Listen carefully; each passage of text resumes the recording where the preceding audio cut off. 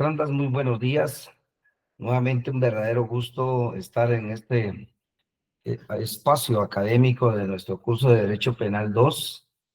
Estamos ya en nuestra última semana de clases. Un agradecimiento entonces a Dios sobre todo que nos ha permitido estar hasta el día de hoy compartiendo conocimientos a lo largo de nuestro curso de Derecho Penal. Espero que ustedes sigan motivados a seguir aprendiendo de este curso.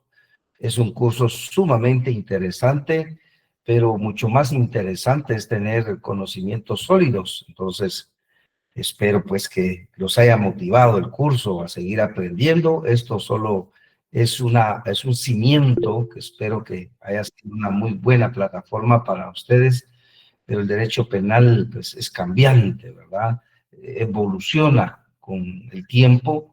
Entonces no podemos quedarnos estáticos en el mundo del derecho penal. Así que la invitación es a seguir aprendiendo y, por supuesto, espero que ustedes hayan tenido una semana llena de éxito, llena de bendición, y a los problemas, como siempre lo hemos dicho, soluciones. Entonces, tenemos hoy nuestra última clase en nuestro curso de Derecho Penal 2, que no deja de ser interesante, es la autoría y participación en el delito. Y como una breve introducción, cuando hablamos de autoría y participación, nos estamos refiriendo a aquellos autores, aquellas personas que han idealizado, planificado y concertado un hecho criminal. Y cuando hablamos de participación, en qué circunstancias han participado y sobre todo cuál ha sido su colaboración para esa perpetración. Entonces, vamos a analizar cada uno de estos aspectos que nos dice la doctrina, que nos dice nuestro ordenamiento jurídico, y principalmente quiero que ustedes se remitan a sus artículos del 35 al 40 de su Código Penal. Ahí van a encontrar ustedes de los partícipes del delito y que sin duda estos artículos los vamos a estar analizando el día de hoy. Repito, del 35 al 40 del Código Penal, vamos a situarnos, ahí está el fundamento legal de nuestra clase y por supuesto tenemos mucha doctrina porque hay muchos filósofos que han escrito sobre estas circunstancias del derecho. Así que sin más preámbulo vamos a iniciar. Tenemos un objetivo de clase que es conocer los elementos fundamentales de la autoría y participación. Entonces nos vamos a concentrar en esos elementos que diferencian la autoría con la participación. Para ello, entonces, cuando hablamos de autoría y participación, tenemos que reconocer algunas circunstancias básicas, maestrandos y maestrandas. Y es que en toda actividad humana existe la autoría y participación de una o varias personas, ¿verdad? Tal es el caso, por ejemplo, del autor de una canción. Recordémonos que en una canción tenemos su música y tenemos su letra, pero para su grabación fue necesaria la participación de varias personas en diferentes niveles, como músicos, como grabación, como el arreglista, etcétera, hasta la difusión y venta de los discos. Entonces, esto es un ejemplo básico de cómo existe dentro de nuestra vida cotidiana diferentes personas que nos ayudan a participar, a realizar cierta actividad humana. Esto no se escapa a lo que el derecho en todo caso ocurre, porque también es una situación del humano en donde lógicamente ha orientado su capacidad humana hacia perpetrar delitos. Pero esa autoría y esa participación delictiva, en muchos casos es necesaria la participación de varios sujetos, pero en este caso los efectos están dirigidos hacia la culpabilidad o bien a la imposición de la pena. Entonces tenemos que saber distinguir en cada uno de estos hechos cuál ha sido la participación de cada una de estas personas, porque nuestra misma legislación, específicamente nuestro Código Penal, tiene una pena distinta o en grados distintos o en proporciones distintas para diferentes tipos de personas. O sea, no es la misma pena que recibiría un autor de un delito a un cómplice de un delito. Ejemplo, en el delito de extorsión, que es uno de los delitos, se recordarán ustedes desde nuestro curso de Derecho Penal 1, vengo manifestando que necesitamos y necesitaríamos de una ley específica. Actualmente ya el Congreso ha aprobado una que tiene aspectos sumamente interesantes, tiene aspectos también que en su momento muy probablemente lo vamos a abordar en Derecho Penal, pero en el curso de Procesal Penal 2. Entonces no nos vamos a perder hoy, pero tiene elementos el delito de extorsión que lo hace ser conocido como un delito pluriofensivo, pluripersonal. ¿Y por qué se denomina de esta manera el delito de extorsión? Porque en muchos de los casos, no digo en todos, se requiere de la participación de muchas personas. Se requiere en primer lugar de la persona que pueda elegir a sus víctimas. Hay una persona que empieza a seleccionar a sus probables víctimas. Número uno. Número dos, hay otra persona que tiene que buscar información importante y relevante de las personas que ya eligieron como víctimas. Número tres, tiene que existir una persona que realice las llamadas extorsivas. Normalmente, eso deviene de centros preventivos. Y número cuatro, tiene que existir una persona que pueda aportar un medio idóneo para la perpetración del delito. Bueno, si esto ya lo materializamos a nuestro ejemplo, que es la extorsión, entonces es diferente a aquel que buscó a la víctima, es diferente a aquel que buscó la información. Ahora viene la persona que en este caso hizo las llamadas para poder amenazar, para poder amedrentar, para poder infringir miedo, zozobra a la persona o coacción. Esa persona ahora tiene que depositar ese dinero o tiene que llevarlo a un punto, pero normalmente entonces ahora se buscan a personas que puedan aportar esa cuenta bancaria. Y aquí surge una situación, no en todos los casos, por supuesto, de lo que voy a decir en este momento, pero normalmente quienes se han concertado para cometer este delito buscan a personas vulnerables que les puedan facilitar la cuenta bancaria. Me refiero a damas en situación precaria, me refiero a adultos mayores, me refiero a niños, me refiero a personas que por su grado de vulnerabilidad, ellos los eligen como personas idóneas para que les puedan proporcionar ese número de cuenta a cambio pues, de una dádiva, por supuesto, de un dinero. Y en muchos casos esas personas no conocen la verdadera realidad del producto de ese dinero. En muchos casos estas personas lo que tienen que hacer es facilitar su cuenta porque les van a depositar un dinero, no les comentan por qué es que van a facilitar el dinero o les dan información para engañarlos que es de un acto lícito. Ellos llevan el dinero a donde les dicen y les dan una cantidad de dinero por hacer el favor de prestar la cuenta bancaria. Entonces, si ustedes se dan cuenta en este ejemplo que nos pasa mucho en casos prácticos, no podríamos imponerle la misma sanción a quien hirió, planificó, concertó el delito que la persona que facilitó su cuenta bancaria cuando no sabían que ese dinero era del producto ilícito. Claro, diferente sería que la persona que facilita su cuenta bancaria tenga pleno conocimiento que es producto de una extorsión. Lógicamente ahí casi estaríamos en las mismas circunstancias del que planificó, prácticamente.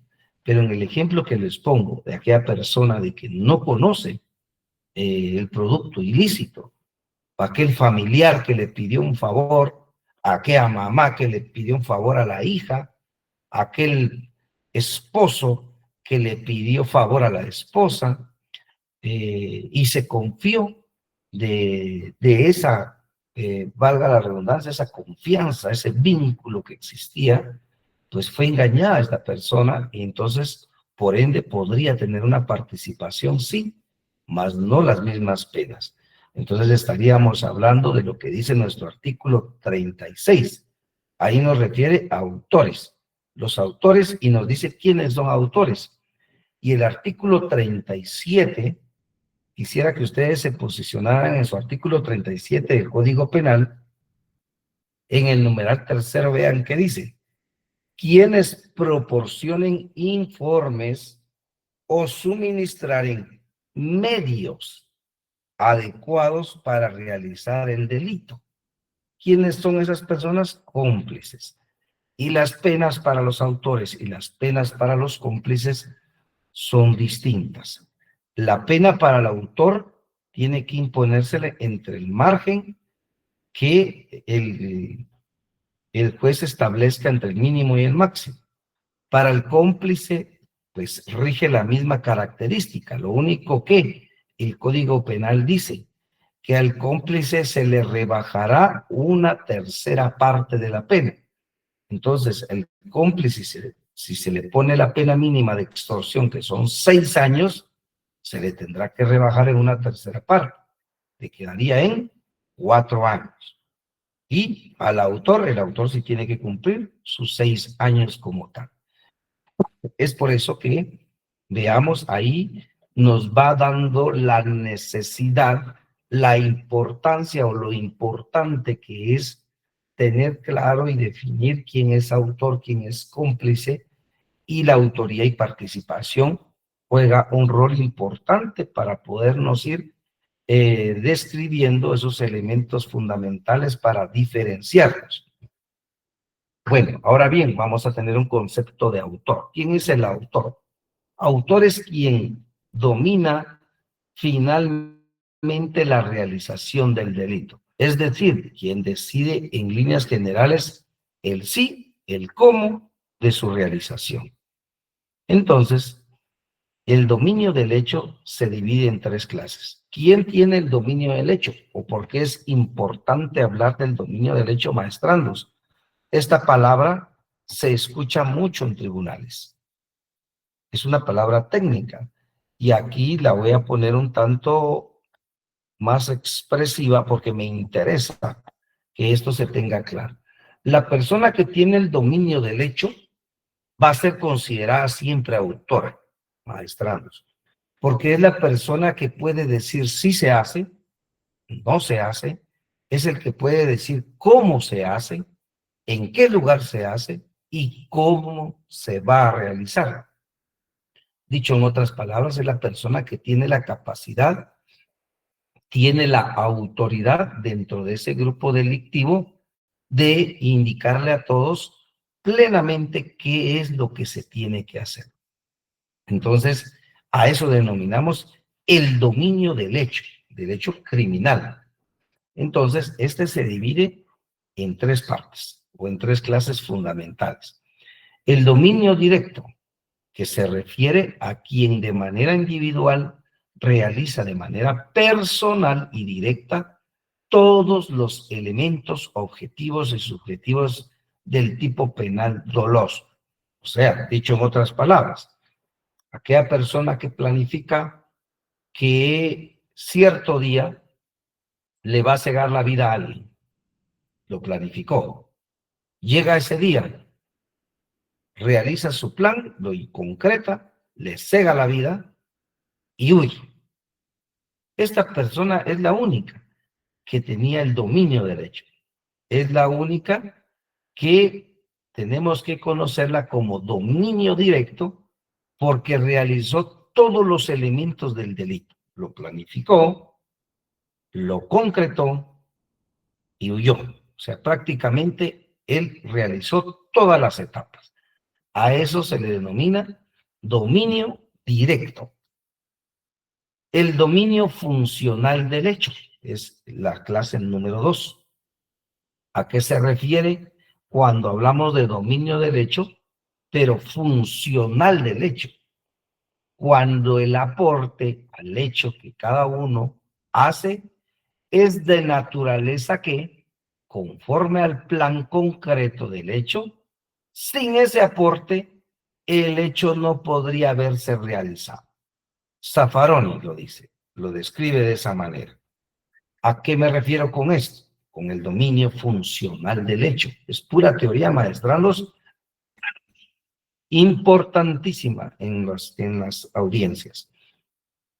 Ejemplo, en San Marcos, y ese ejemplo creo que se los comenté hace algunos días, existió una banda, o existía una banda debidamente organizada que llegan a un municipio del altiplano marquense con el plan de robar una caja rural, de aquellas cajas rurales. Estas personas llegan a las 5 de la mañana a este municipio, que es el municipio de San Lorenzo, San Marcos.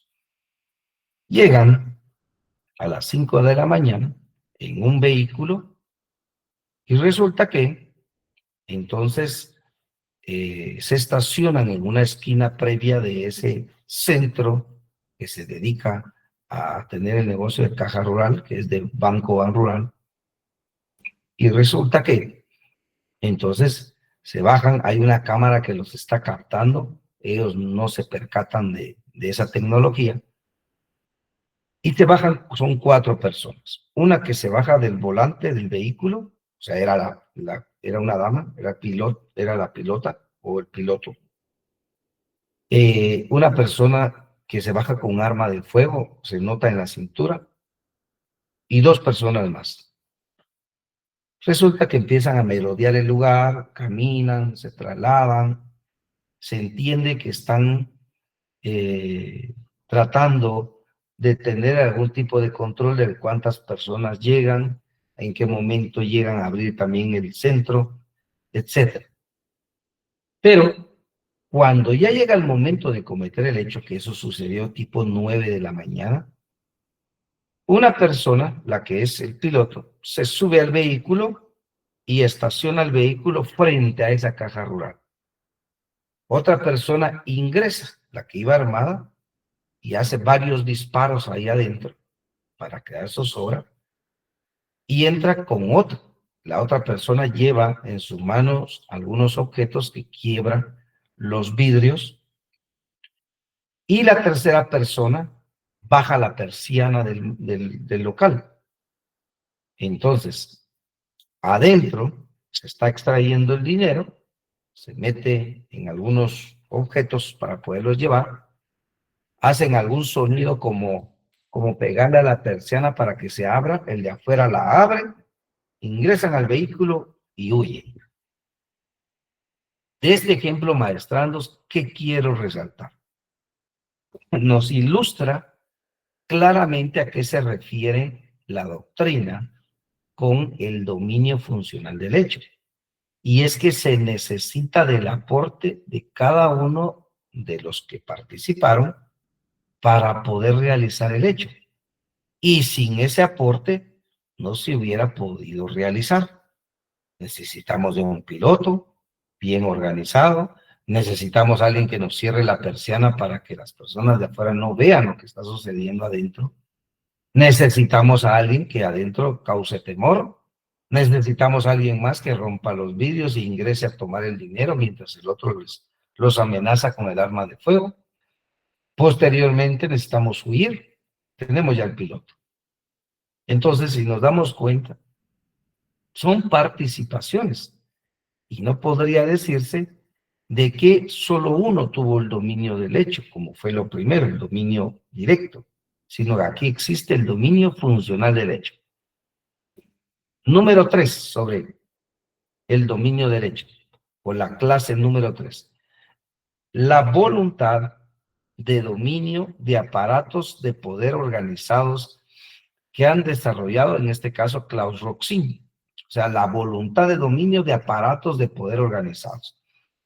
en la que se encuentran incluidos aquellos casos que se caracterizan predominantemente por la circunstancia de que el autor inmediato tiene a su disposición persona de un aparato generalmente organizado por el Estado, por cuya ayuda puede consumar delitos, sin tener que transferir a los ejecutores una decisión autónoma sobre la realización.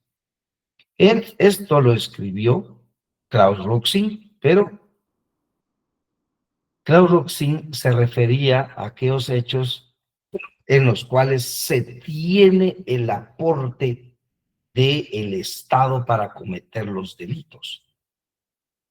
Analicemos el hecho que sucedió en Guatemala recientemente, cuando huyeron, escaparon, se fugaron 20 reos en Guatemala. Están en un centro de privación de libertad, un centro que está obligado a tener fuertes medidas de seguridad, porque están custodiando o está bajo su responsabilidad personas con un perfil criminal bastante alto.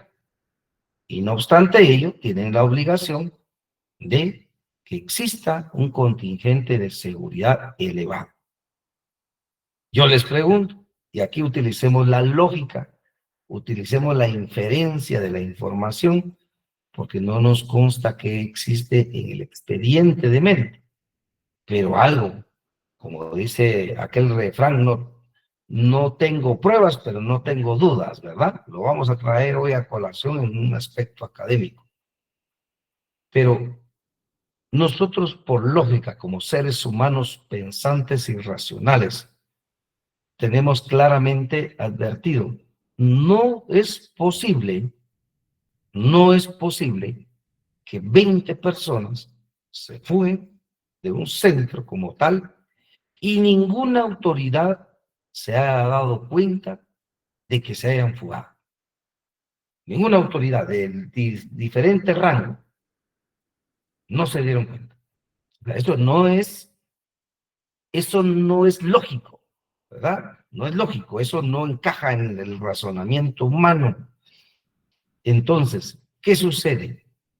Para que esto se haya realizado, tiene que existir un aparato del Estado que haya, en este caso, cuando me refiero al Estado, el sistema penitenciario, por supuesto, que haya participado y poder ayudar a que esto se realice. O sea, esto es lógico. Esto no puede suceder en un lugar con tantos extremos o altos índices, en este caso de seguridad, parámetros de seguridad bien delimitados. A mí me consta que yo he estado en centros preventivos y me doy cuenta que no es sencillo ni ingresar, no es sencillo ni salir, ni aún llegando como una persona que tiene la responsabilidad de llegar y de ciertos aspectos, pues podernos constatar, porque he tenido, les comparto maestrandos, la oportunidad de llegar a varios centros porque nos han planteado exhibiciones personales. Entonces tenemos que llegar a los centros. Y a pesar que llegamos como jueces constitucionales, entendemos que no es sencillo ingresar, tampoco es sencillo egresar, porque hay parámetros de control y que se tienen que respetar, por supuesto. No digo yo que quienes llegamos como jueces no pasemos los controles.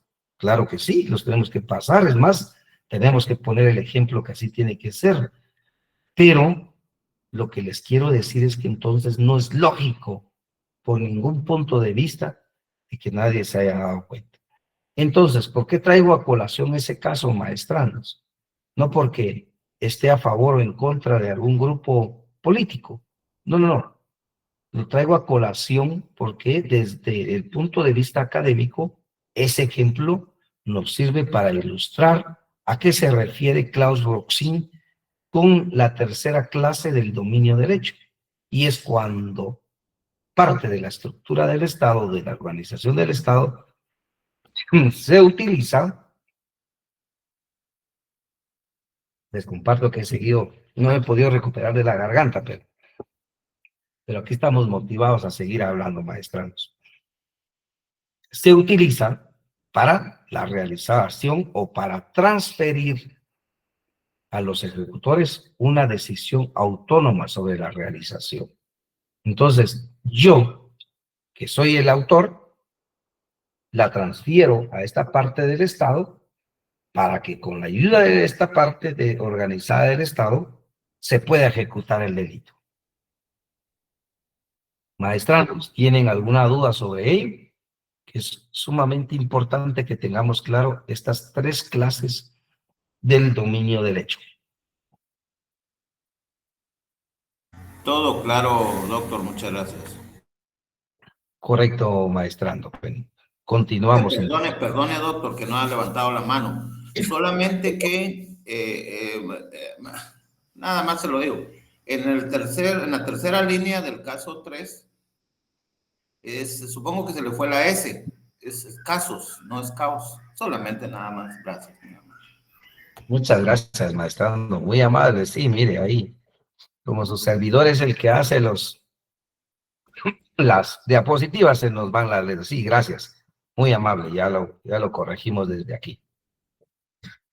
Entonces, maestrandos, para definir claramente el autor, entonces la voluntad de dominio de aparatos de poder organizados puede ser estatal, no estatal, mixta. En cuanto a su aplicación, existen sentencias a nivel latinoamericano, por ejemplo, la dictada por la Cámara Nacional de Apelaciones Criminal Correccional de Buenos Aires. Es una sentencia que los invito a que la lean. Perdonen, fíjense que todavía sigo algo afectado en la garganta, pero vamos a continuar. Solo les pido su comprensión.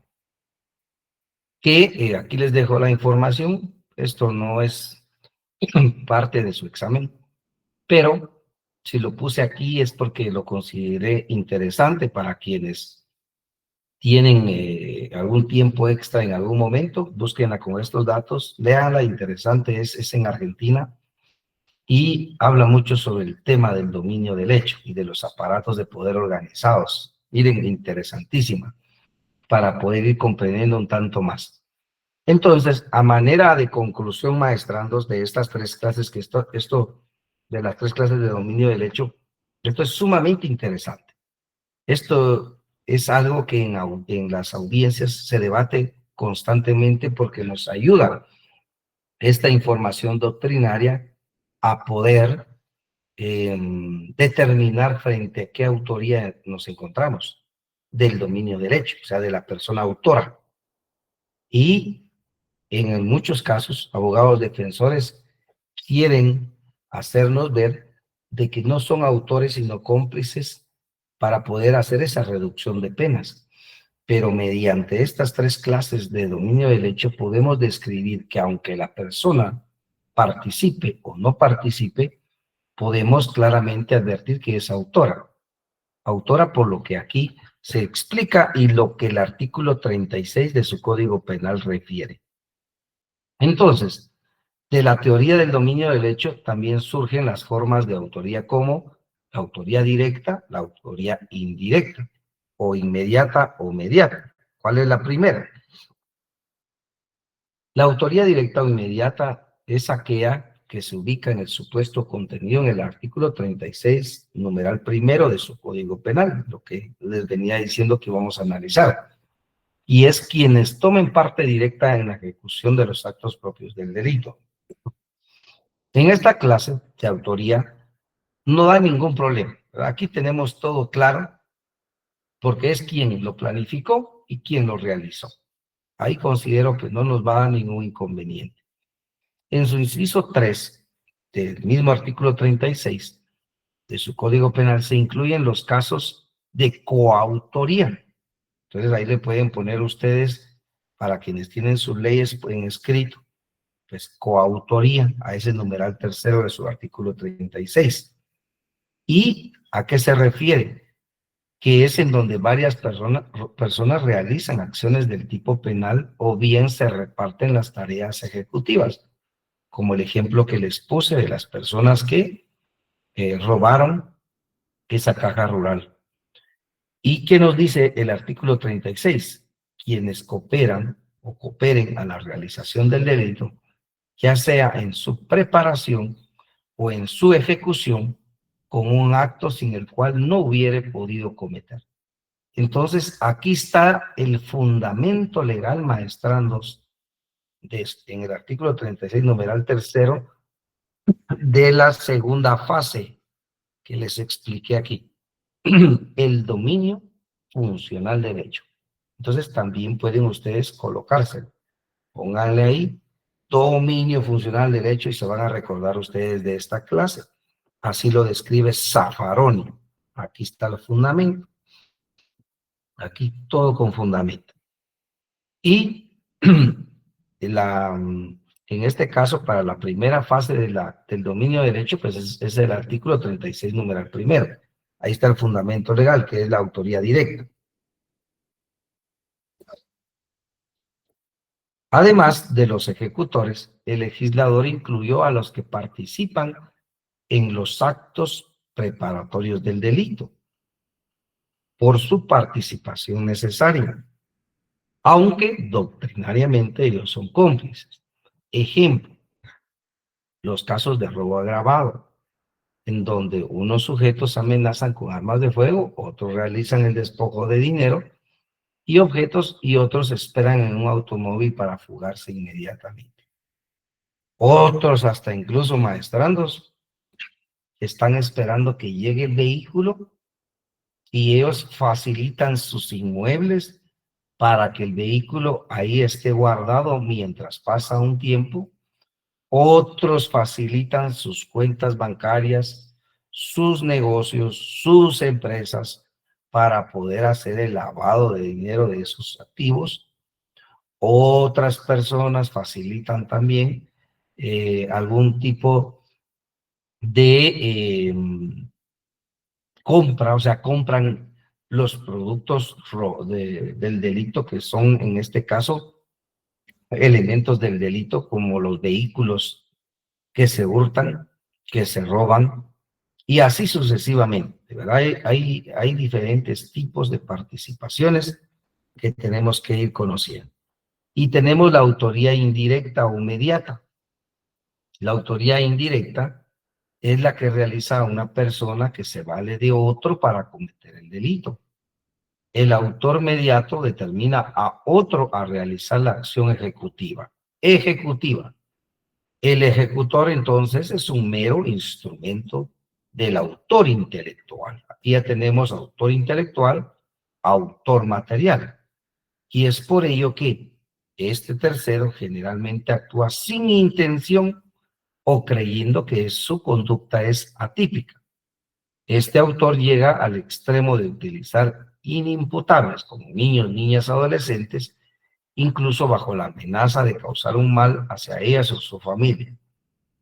En el caso de lavado de dinero es generalmente el testaferro en delitos de narcoactividad el que envía a otra persona a dejar un paquete y el portador ignora que es droga prohibida, o el campesino que ignora que lo que sembró es marihuana. Se recordarán ustedes de ese ejemplo. Pero la autoría indirecta, maestrandos, para que la tengamos completamente clara, es en donde configura el autor intelectual y el autor material. Normalmente esto ocurre con aquellos asesinatos que se dan en donde la persona que quiere cegarle la vida a otra contrata a un asesino a sueldo, a un sicario. El sicario no actúa por mera intención propia, actúa por una recompensa económica.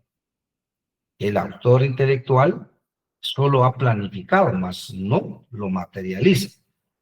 Entonces se lleva a cabo, se perpetra el delito, se consuma como tal, y aquí tenemos entonces lo que la doctrina denomina el autor intelectual, quien es el que planificó, quien es el que pagó, y tenemos al autor material, que es el que ejecutó lo que planificó determinada persona. Entonces, a esto también lo conocemos como autoría indirecta, pero en calidad de autor como tal. O como decían los ejemplos anteriores, ¿qué sucede cuando se utilizan a niños para cometer delitos? Pues resulta que ellos son inimputables. Podríamos decir entonces que se podría causar algún tipo de impunidad, porque los niños nunca van a poder ser juzgados. Pero si se logra establecer que ellos fueron eh, alentados o fueron utilizados por otra persona que sí es adulta, esta persona tiene que responder como si los hubiera causado, ¿verdad? Esa es la autoría como tal. Maestranda Indira Prado, por favor, adelante. Por favor, adelante. Gracias, doctor. Muy buenos días. Me estaba dando una duda. Por ejemplo, usted estaba dando un ejemplo muy clásico en el tema de, por ejemplo, de las pandillas. Ahí no estaría también incursionando otro delito como el tema del reclutamiento reclutamiento de menores de edad para actividades delictivas. O sea, se adjuntaría, aparte del hecho del delito en general, también se le adjuntaría a eso. Y si hay una penalización por eso, aparte de la normal, por así decirlo. Correcto, maestranda Indira. Sí, así es, definitivamente en la realización de un hecho criminal pueden existir diferentes tipos de responsabilidades o diferentes tipos de delitos o pluralidad de delitos. Como usted bien lo dice, si de un hecho criminal se desprende que hay un reclutamiento de personas menores de edad, también puede ser responsable esta persona porque ha utilizado a este tipo de niños, niñas o adolescentes para la perpetración de ciertos delitos, o bien, maestranda Indira, o bien podría encausarse, si no se logran subsumir todos los supuestos de este delito, sí podría encausarse como una circunstancia agravante, ¿verdad? Porque también es algo que sucede en los procesos penales. No puedo subsumirlo en ese delito, pero sí puedo acreditar una circunstancia agravante y es haber utilizado a personas menores de edad para la realización o la autoría de determinados tipos penales. ¿Y qué sucede si yo acredito una circunstancia agravante, maestrandos?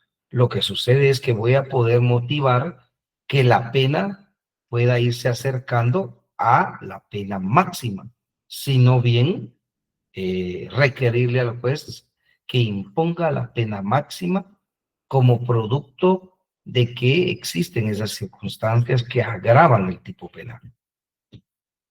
Efectivamente. Continuamos entonces, maestrandos. Ahora, entonces, ¿en dónde tenemos la autoría indirecta? En su artículo 36, numeral segundo, que nos indica: quienes fuercen o quienes induzcan directamente a otro a ejecutar. Fuercen, ejemplos, ha pasado aquella amenaza encubierta, aquella amenaza que no se conoce, que obliga a otra persona a cometer hechos ilícitos, si no, él va a sufrir o su familia o sus seres queridos van a sufrir, en este caso, las consecuencias de esa amenaza anterior. Dicho en otras palabras, hay personas que los obligan a cegarle la vida a otros. Hay personas que los obligan a cometer actos ilícitos a cambio de no hacerle daño a sus familiares, a sus hermanas, a sus progenitores. Entonces aquí viene el forzar y el inducir a ejecutarlo, pues también es otro tipo de autoría indirecta, porque el que está induciendo a ejecutarlo no es el que lo ejecuta, solo está realizando una función primordial para que determinado delito se configure, se consume o se consuma, en todo caso. En la defensa de personas que han sido utilizadas por un autor mediato, es imprescindible buscar medios de prueba idóneos para exteriorizar la ausencia de dolo o que el ejecutor no sabía la tipicidad de su actuar. Perdón, maestros. Finalmente, el artículo 36, numeral cuarto, maestrandos, el Código Penal refiere que, como autores, quienes habiéndose concertado con otros, u otro, para la ejecución de un delito, están presentes en el momento de su consumación. O sea, esta persona se puso de acuerdo en que se realice este hecho y resulta que no es partícipe de todas las acciones del delito, pero está presente para observar si efectivamente lo que se concertó se cumplió. Y esto sucede mucho, maestranos, porque las personas bajo ese parámetro dicen, yo no hice ningún tipo de acción para cometer ese delito. Yo mi delito en todo caso fue estar presente, dicen ellos.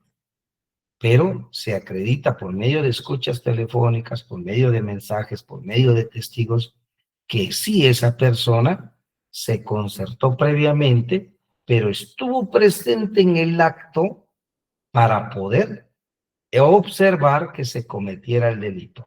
Ya voy a dar ahorita la participación, maestranos. Ejemplo, vean, esto sucede mucho en los asesinatos que realizan los grupos organizados, principalmente las maras o pandillas. Resulta que cuando le van a cegar la vida a una persona, quien se ha concertado previamente y les ha ordenado hacerlos, tienen que tener una videollamada. Fíjense que llevan el teléfono así en videollamada. Y cuando están realizando el hecho, ellos están en videollamada con la persona que se concertó con ellos. Y se ha utilizado este 36.4, porque ahora ya no llegan ellos a estar presentes en el lugar, porque ya se dieron cuenta que existe una responsabilidad. Ahora entonces es una videollamada, pero ellos hasta incluso les dicen que se esperen, que se queden ahí porque quieren observar, no solo que esta persona está muriendo, sino que efectivamente se les cegó la vida. Entonces, en ese momento que ellos ya se cercioraron, ya observaron qué es lo que sucedió, les dicen que se retiren, y es que se van. Entonces, es un medio tecnológico que definitivamente los hace también encuadrar dentro de esta figura que regula el estar presentes en el momento de la consumación. Y esto, pues, como les repito, sucede y lo hemos detectado ya en varios casos. Maestrando Carlos Obando, por favor. Muchas gracias, doctor. Fíjese que solo me queda duda ahí en el caso que dice que el ejecutor no sabía la tipicidad de su actuar. En el enfoque, digamos, ¿verdad? Porque como, pues, bueno, sepa, quizás esté equivocado yo, pero sepa o no sepa él que está infringiendo la ley, de todas maneras, eso no lo exime de responsabilidad. Correcto, maestrando. Bueno, le comparto, maestrando, que sí podría en algún momento eximirlo de responsabilidad. ¿Por qué le digo eso? Va a depender del caso en específico, pero se recordarán ustedes de aquel ejemplo que yo les puse de aquellos abuelitos que cuando llega el ejército, Policía Nacional Civil, Ministerio Público, al lugar eso en el altiplano marquense, llegan, está toda la presencia militar, es un campo de cultivo de marihuana. Y los dos abuelitos, la pareja, son esposos ellos, la pareja, cuando ven a ese contingente llegar, ¿qué haría una persona que está cometiendo un hecho ilícito? Normalmente trataría de huir, ¿verdad? Al escuchar los helicópteros, etcétera. Ellos siguen trabajando, estaban cortando la marihuana, seguían cortándola, seguían alpiándola, se acercaron el contingente hacia ellos. Eso le llamó la atención al fiscal, ¿verdad? Le llamó la atención al fiscal porque ellos no huyeron, ellos siguieron trabajando. Y entonces el fiscal realiza una muy buena labor, muy objetiva, porque, perdón, porque él los empieza a entrevistar y les dice entre las preguntas que les hace, que les pide sus nombres, les pregunta si saben leer y escribir, ellos les dicen que no, ellos nunca fueron a la escuela, les pregunta si saben qué es lo que están haciendo, sí estamos trabajando, pero saben ustedes, les dice que, ¿qué es esto?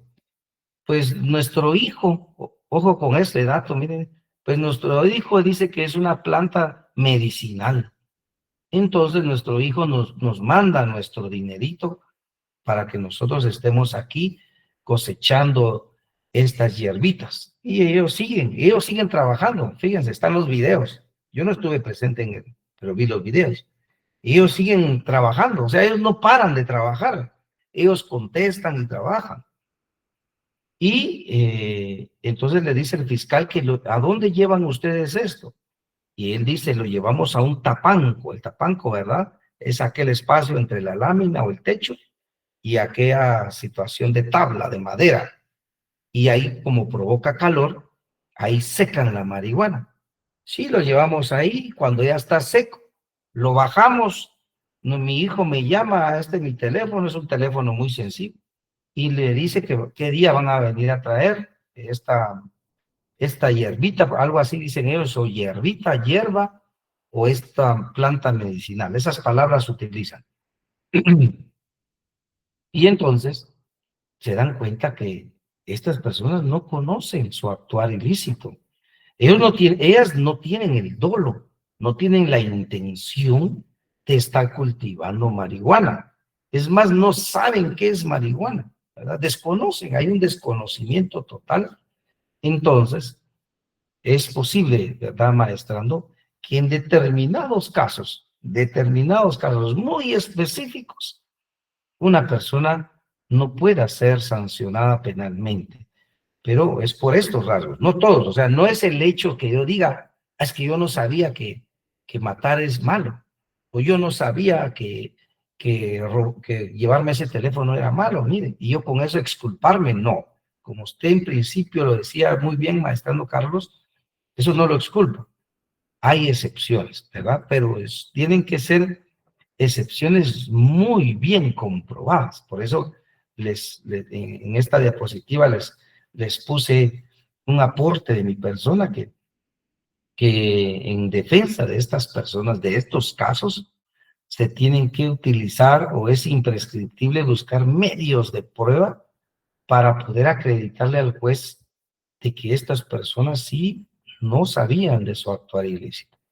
Como por ejemplo, y aquí continúo, existió un caso, maestranos, y creo que también se los compartí, de una extorsión. Estaba una persona extorsionando a otra. Pero ¿qué pasa? El extorsionador era padre de familia, vean ustedes. Era padre de familia y él tenía la obligación de depositar 500 quetzales todos los meses a la cuenta bancaria de su esposa, que se habían separado. 500 quetzales. Él ya tenía la obligación, por medio de un juzgado de familia, de que esa era la cantidad que tenía que depositar. ¿Qué pasaba? Que él hacía las extorsiones, ¿verdad? Hacía las llamadas intimidatorias y les daba la información de la cuenta bancaria de la esposa para que ahí depositaran. Entonces, depositaban y ya solo otra persona le llegaba a decir a la esposa, mire, dice tal y tal persona que ya le depositó lo de tantos meses. Entonces la esposa decía, bueno, ya me depositó. Llegaba ella, tomaba el dinero. Pero ella no estaba consciente en ningún momento de que ese dinero era producto de una extorsión. ¿Y qué sucedió, maestrandos? Que el abogado, muy eficiente, ¿verdad? Muy eficiente, viene y acredita todo esto. No solo lo dice, se recordarán ustedes de la teoría del caso, plataforma fáctica, jurídica y probatoria, ¿verdad? Se debe de acreditar lo que yo digo. Él acreditó que era un juzgado de familia que impuso esa cantidad, 500 quetzales mensuales. Número 2, el juzgado de familia le habilitó una cuenta específica para ese dinero. Y el dinero que se estaba depositando producto de extorsión era en esa cuenta específica. La dama tenía 2 cuentas más, pero en esas cuentas no se depositó el dinero, sino es en esta. Número 3, pudo ella acreditar que desde que se separó con él, no tenían ninguna sola comunicación, más que la persona que le avisaba, ni siquiera ni por teléfono, que ya estaba depositada. Y pudieron acreditar quién es esta persona. Esta persona llegó a declarar. Y número 5, ella pudo acreditar con llamadas o un despliegue de llamadas de su teléfono hacia otros, que ella nunca ha tenido ya más comunicación con él. O sea, ignora totalmente qué es lo que él está haciendo. Ella nunca tuvo ningún ingreso a ese centro preventivo que él estaba privado de su libertad. O sea, desde el centro preventivo se estaba haciendo la extorsión. Entonces son elementos objetivos, maestrandos, de que permitieron que esta persona quedara en libertad y que ya no enfrentara el proceso penal. Se dictó una figura de falta de mérito en esa audiencia de primera declaración, porque ella no sabía del actuar ilícito de lo que estaba ocurriendo tras esos depósitos. Ella no tenía el dolo, no tenía ninguna intención de afectar a esta persona y lo pudo acreditar con medios idóneos. Entonces, es otro caso, maestrandos, que es muy especial por sus características, pero ustedes deben de extraer de estos ejemplos que cuando una persona realmente, maestrando, realmente no sabe ese carácter ilícito, hay muchos elementos que pueden servir para acreditarnos.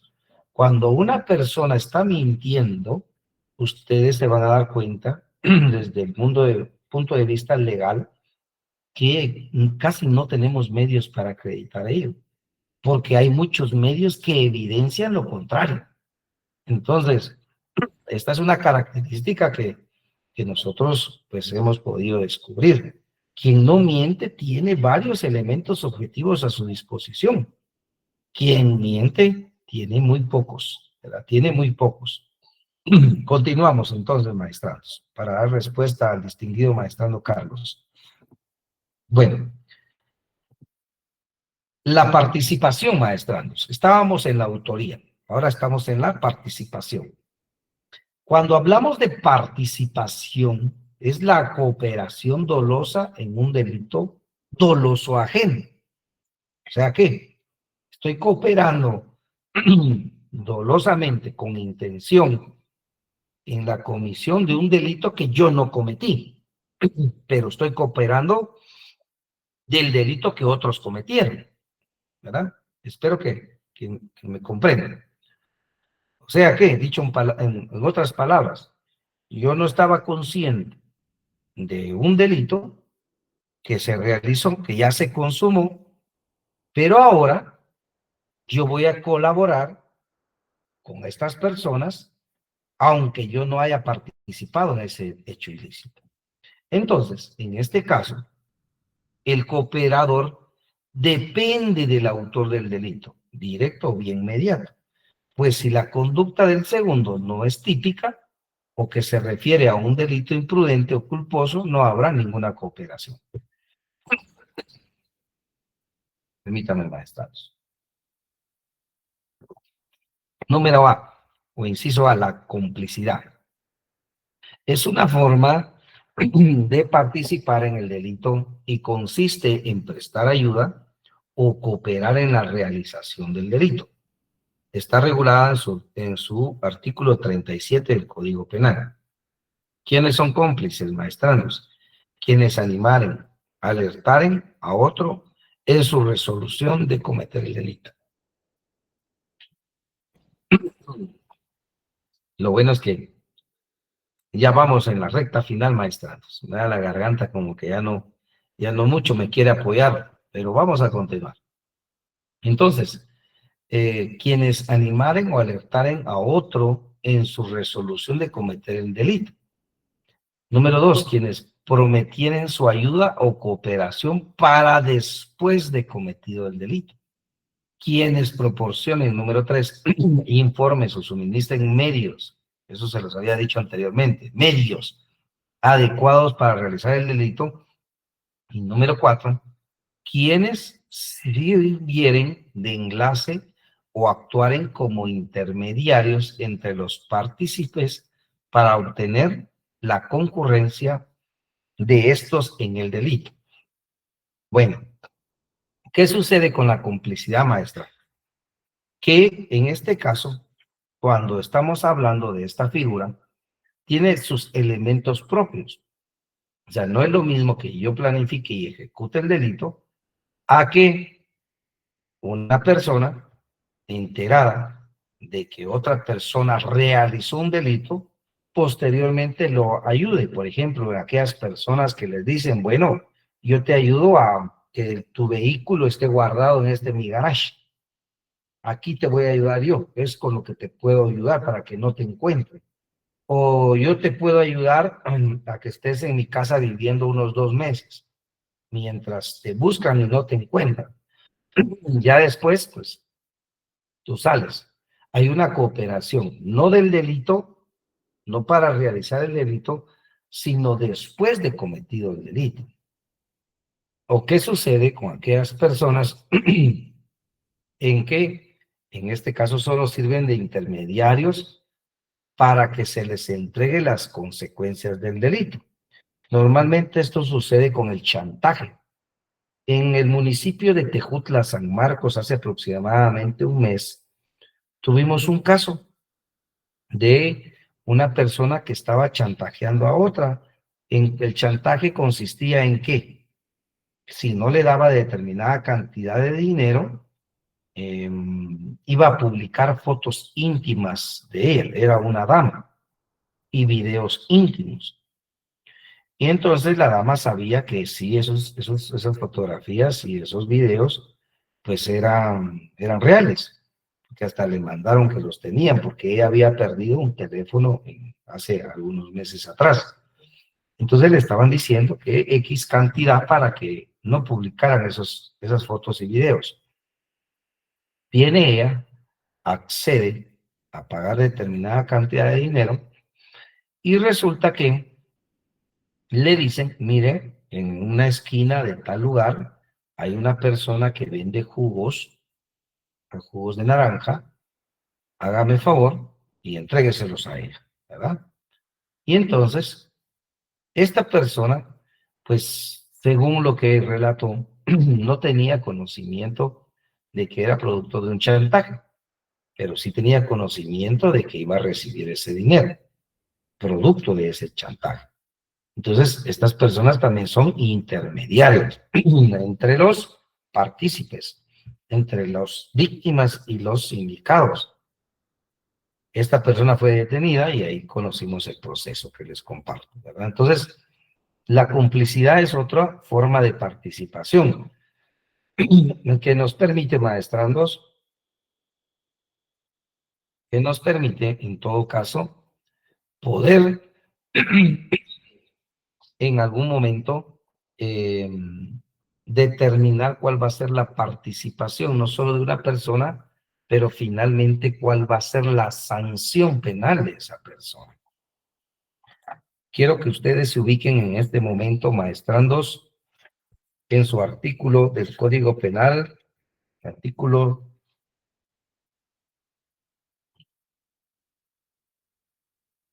62, por favor.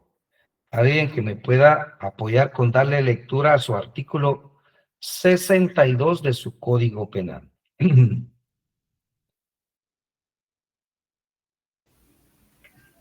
Autor del delito consumado. Por favor, maestra. Salvo determinación especial, toda pena señalada en la ley para un delito se entenderá que debe imponerse al autor del delito consumado. Correcto, maestrano. ¿Podría usted darle lectura a su artículo 63 si me hace favor, maestrano? Correcto. Artículo 63. Al autor de tentativa y al cómplice del delito consumado. Al autor de tentativa y al cómplice del delito consumado se le impondrá la pena señalada en la ley para los autores del delito consumado rebajada en una tercera parte. Muchas gracias, maestrano. Ahí, entonces, gracias al apoyo del maestrando, tenemos la diferencia de las penas, maestrando. Su artículo 62, que nos dice claramente cuál va a ser la pena para el autor, y su artículo 63, que nos dice cuál va a ser la pena para el cómplice. ¿Y qué nos dice el artículo 63? Rebajada en una tercera parte, ¿verdad? Ahí está su fundamento. Entonces, hagan los llamados, por favor. Trasladen de su artículo 36, ahí pónganle ustedes ver artículo 62. Y para su artículo 37, ver artículo 63. Entonces, tienen una clara relación por las penas. Entonces, lo importante de poder determinar la participación por la pena que se espera, ¿verdad, maestrandos? Entonces, aquí nace también esa importancia, la pena que se espera en todas casas, en todas formas, perdón. Otra forma de participación, maestrandos, es la instigación, que lo prevé la doctrina. Es una forma de participación en la que se persuade, se mueve o se determina dolosamente a otra a realizar la conducta delictiva. Elementos personales de esta figura son el instigador y el instigado, o sea, la persona que instiga, y la persona que persuade a otra, que promueve a otra, que determina a otra a actuar de forma dolosa. Ah, mira vos, esta persona te la debe. Ahí está, mira, desquitate. Este es el momento que estuviste esperando, ¿verdad? Y la persona viene y agrede físicamente al otro. O sea, puede haber una instigación. No es aquello de que yo no participé, yo no le di ningún solo golpe a esta persona. Como instigador puedo tener responsabilidad, ¿verdad? Habrá instigación cuando como producto de ella el instigado haya realizado el hecho. O sea que no puede decir también el instigado, es que fíjense que la vez pasada me dijo esta persona que lo hiciera, pero ya lo pensé muy bien y por eso fue que lo hice. Y basarse en esa responsabilidad, no. Tiene que haber ahí una relación directa entre la instigación y la comisión directa del hecho. O sea que como producto de esa instigación inmediata, se realizó el hecho inmediato. En nuestra legislación, maestranos, esta forma de participación va acompañada de un tipo penal. Por ejemplo, la inducción al suicidio. Vean, su artículo 128 de su Código Penal, ahí ustedes van a encontrar el tipo penal de inducción al suicidio. Entonces, pueden por favor darle lectura a alguien que me pueda apoyar con el artículo 128 de su Código Penal, por favor.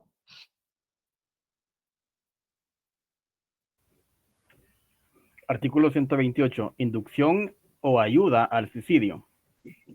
Quien indujere a otro al suicidio o le prestare ayuda para cometerlo si ocurriere la muerte, se le impondrá prisión de 5 a 15 años.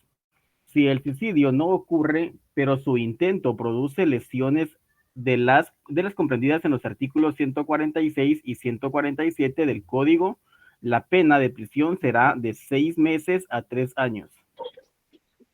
Gracias, maestra. Muy amable. Entonces, si ustedes se dan cuenta, la instigación en nuestra legislación va acompañada de un tipo penal, como lo es el 128 de nuestro Código Penal, ¿verdad? La inducción al suicidio. O sea, no puede decir una persona, miren, yo no lo obligué, yo no le puse la soga al cuello.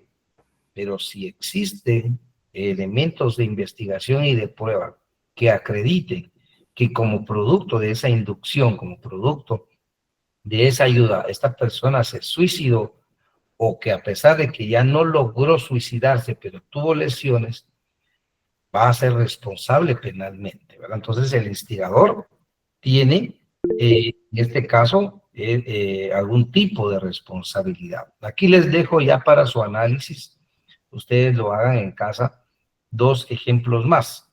Le den lectura y cómo nuestra legislación sanciona al instigador, ¿verdad? Aquí tenemos 2 ejemplos más de el que ya se había indicado. La conspiración, maestranos.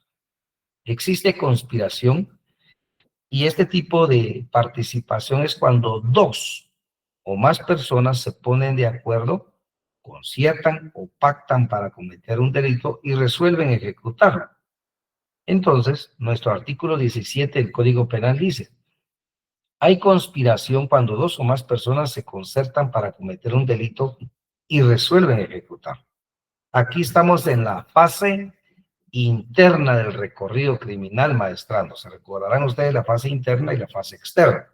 Interna es cuando lo pensamos, lo concertamos, lo pactamos, ¿verdad? Lo planificamos.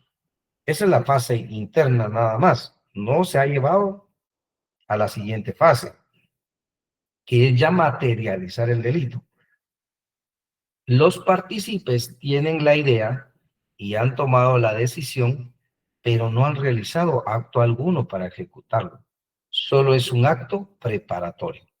Hasta aquí, maestrandos, no puede ser constitutivo de delito, porque ninguna persona puede ser sancionada por, en este caso, circunstancias que no haya cometido. Porque una persona se defiende de acciones, no de pensamientos, ¿verdad? No de pensamientos. Esto ha sido muy discutido desde el punto de vista de los penalistas. Como penalistas, pues hemos claramente advertido que la conspiración doctrinariamente es una forma de participación. Pero si la conspiración no se lleva al plano de materializar el delito, no puede existir delito, porque solo se está planificando. Imagínese usted, por el tipo de derecho penal que tiene Guatemala, que es de acto y no de autor, que una persona diga, estoy pensando en cometer un delito, y llega la policía y lo detiene, y lo ponen a disposición del juez. Señor juez, él fue puesto a disposición suyo porque está pensando en la comisión de un delito, señor juez. Nos anticipamos al delito y evitamos muy probablemente una muerte. Y esto ya es una conjetura, porque él estaba pensando un delito. En ningún momento dijo qué delito. En ningún momento, o aunque lo haya dicho, no ocurre el principio de lesividad. Se recordarán ustedes de la lesividad, que el derecho penal solo puede entrar a funcionar cuando se lesionen bienes jurídicos tutelados o, en otros casos, cuando se hayan puesto en riesgo esos bienes jurídicos tutelados. Con el pensamiento de esta persona, se puso en riesgo un bien jurídico tutelado, o en todo caso se lesionó un bien jurídico tutelado. Claramente advertimos que no. Entonces la conspiración podría vulnerar la libre emisión del pensamiento, hasta incluso, porque yo puedo pensar lo que yo quiera. Usted, cualquier persona, puede pensar lo que quiera. El pensamiento no es punitivo, no se puede penar, porque es un acto también sumamente subjetivo. ¿Cómo voy yo a acreditar que determinada persona estaba pensando estrictamente esto? Si son aspectos meramente de la psiquis, ¿verdad? que solo la sabe objetivamente quien lo está pensando. ¿Correcto? Entonces, por eso, esa es la crítica que se hace a la conspiración. ¿Pero por qué se los presento, maestrandos? Porque está en nuestro Código Penal, está en la doctrina, pero es una figura que se discute en la práctica sobre su aplicación o no. Y definitivamente, en base a esos principios que les he dado a conocer, no se puede sancionar la conspiración, maestrandos. La proposición es realizar una propuesta a una o varias personas para ejecutar una conducta que previamente está tipificada como delito.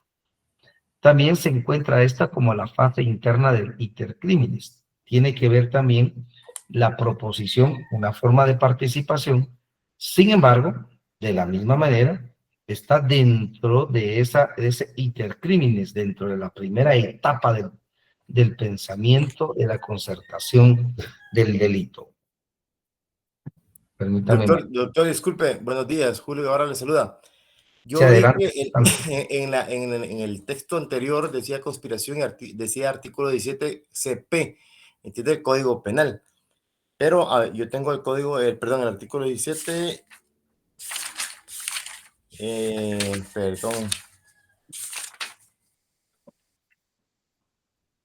perdón, doctor, yo estaba equivocado, tenía otro inciso, disculpe. Va, está bien, maestrando, con gusto. Sí, ahí encuentran ustedes el fundamento de la conspiración y la proposición, ¿verdad? Me estaba solicitando también la palabra maestrando José Ramírez, por favor. Gracias, doctor. Doctor, con base al inciso 128, inducción o ayuda al suicidio, no sé si se encaja en el caso en el cual la vez pasada escuché una noticia de en Jutiapa, una persona pues le debía a estos famosos colombianos y de tanto, era como que era alta la deuda y de tanto de que ellos llegaban a cobrar, pues no tenía dinero para pagar y pues no optó, perdón, por la decisión de suicidarse y le atribuía, según la noticia, le atribuía el suicidio de este señor a la presión que tenía por parte de estos famosos cobradores prestamistas colombianos. Encajaría este extremo en el inciso 28 también, porque si bien es cierto, no fue de que ellos le hayan dicho, pero fue la misma presión que llevó a esta persona a tomar esa decisión, ¿verdad? No sé si encajaría en este extremo. Correcto, maestrado José. Bueno, en este caso, le entiendo perfectamente su pregunta. Vea, no le podría decir no, ni tampoco sí. ¿Por qué?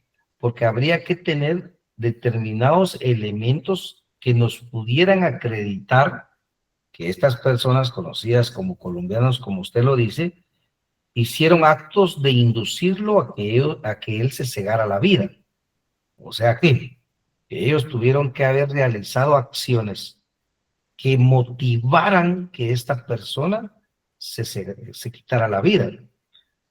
El cobro o la coacción que estas personas realizan sobre quienes les deben es un cobro que lleva una intimidación, una amenaza para que se pague. O sea que a ellos lo que les interesa es el pago, no que se ceguen la vida, porque entonces ellos perderían también su dinero. Considero que está muy difícil acreditar esa inducción al suicidio. Muy probablemente la familia diga, bueno, derivado de esas coacciones, él mejor prefirió cegarse la vida, pero fue una decisión autónoma. Más lo considero como un acto autónomo, no como que estas personas lo estuvieran induciendo, o en todo caso se tendría que acreditar una ayuda al suicidio.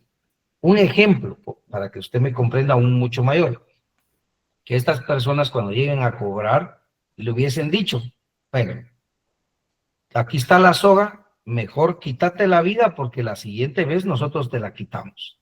Por ejemplo, ¿verdad?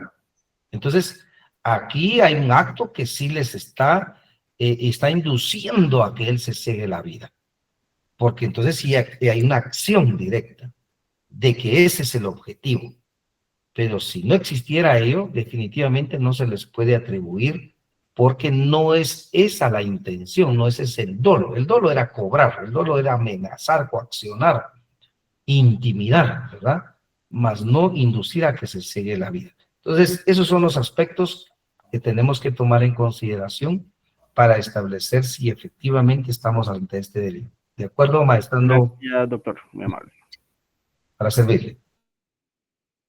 Bueno, maestrando, pues vamos finalizando. Entonces, las formas de participación, maestrandos, en nuestra legislación como tal, ha penalizado realmente la fase interna del recorrido criminal, violando así el principio de legalidad, que es el derecho penal de acto, y crea un derecho penal de intención. O sea, yo tengo la intención de causar un daño, es mi pensamiento. Entonces, la pena o pena la intención en la misma proporción que la ejecución del delito, contraviniendo además el principio de proporcionalidad de las penas al imponer las mismas penas a los actos preparatorios como si se hubiera ejecutado el delito, el de lesividad al bien jurídico, como se los dije anteriormente, puesto que en la fase interna aún no hay un daño o un perjuicio al bien jurídico tutelado por el Estado. Y en su artículo 3 de la ley de la delincuencia organizada, pues tenemos la asociación ilícita, que tiene que ver con este tipo de circunstancias. Pero en la práctica, maestrandos, alguien que esté preparado, que llegue bien fundamentado, podría en algún momento convencer a un juez de estas circunstancias que les presento acá, de que el derecho penal no puede, por el principio de proporcionalidad, de lesividad, de legalidad y de otros, poder venir y sancionar a una persona por sus pensamientos y con la misma proporción de quien ejecuta el hecho. O sea, no puede, no existe proporción en eso. Es por ello que desde el punto de vista penal, para nosotros que nos consideramos penalistas, pues sí existe una clara lesividad, pero a la norma penal, en donde se ha incluido tipos penales que no tienen por qué ser penados cuando las acciones solo están en la psiquis de la persona, solo están pensándolo a las personas, porque esto abre apertura una posibilidad inmensa de que podamos sancionar el pensamiento de una persona. Y el pensamiento de un ser humano es algo intrínseco del ser humano. Yo puedo pensar lo que yo crea que es conveniente y lo que yo determine que es conveniente. Pensar, actuar, eso ya me traerá consecuencias o no, dependiendo de mi acción exterior. Pero mi pensamiento es único. Nadie lo puede cambiar. Es más, yo no le puedo decir a una persona, no pienses de esa manera. Bueno, se lo puedo decir, pero la otra persona, porque se lo diga, no va a dejar de pensar de determinada manera. Entonces, es por ello que se hace esta crítica, maestrandos. Y es por cuanto entonces, maestrandos, que hemos llegado a nuestro final de nuestra clase última de nuestro curso de Derecho Penal. Como docente de su curso, pues espero que haya cumplido con esas metas, con esos propósitos, con esas circunstancias que ustedes en su momento previeron. Espero que haya sido muy satisfactorio el curso.